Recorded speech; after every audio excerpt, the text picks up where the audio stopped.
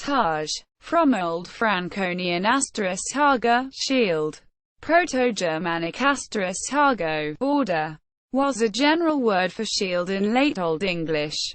Its diminutive, target, came to mean an object to be aimed at in the 18th century. The term refers to various types of shields used by infantry troops from the 13th to 16th centuries. The design was first developed in Spain. More specifically, a targe was a concave shield fitted with enarmes on the inside, one adjustable by a buckle, to be attached to the forearm, and the other fixed as a grip for the left hand. These shields were mostly made of iron or iron-plated wood.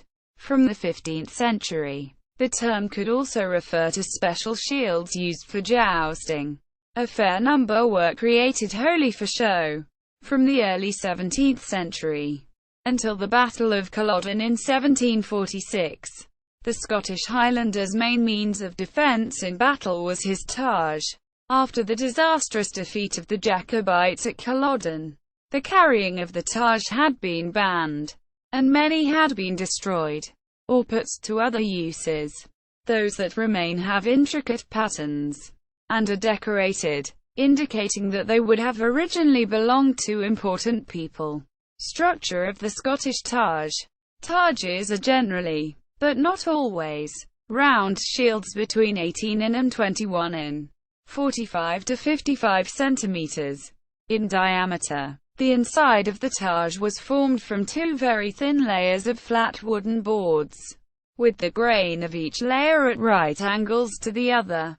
They were fixed together with small wooden pegs, forming plywood. The front was covered with a tough cowhide, which was often decorated with embossed Celtic-style patterns. This was fixed to the wood with many brass, or in some cases, silver, nails, and occasionally brass plates were also fixed to the face for strength and decoration.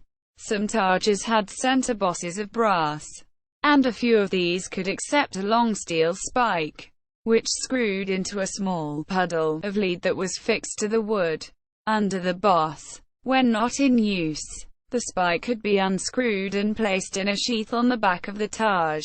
A Highlander was usually armed with a broadsword, a dagger in one hand, and a spiked targe on his other arm for close combat.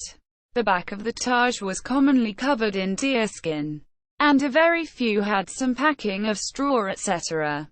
Behind this, some targes, usually those actually used in battle, had their backs covered in a piece of red cloth taken from the uniform of a government soldier, a redcoat, that the owner had killed in battle.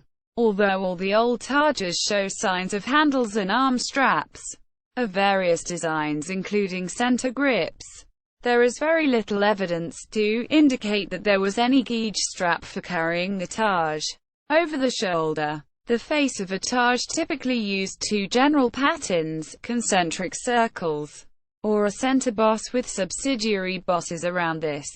There are a few notable exceptions, such as a targe in Perth Museum in Scotland that is of a star design, although some targe designs appear to have been more popular than others. There is very little to indicate that there ever were clan designs, though every clansman would have had a heraldic coat of arms. The nearest that one might come to finding a clan design is 4 identical targes from the family armory at Castle Grant. It appears more likely that targe designs were individual to their owner. During the 1745–46 Jacobite uprising, a William Lindsay, a shieldwright in Perth, made hundreds of targes for Charles Edward Stuart's army. He made a distinction in price between an officer's targe and an ordinary targe. See also buckler. References. External links. Highland targes of the 17th and 18th centuries.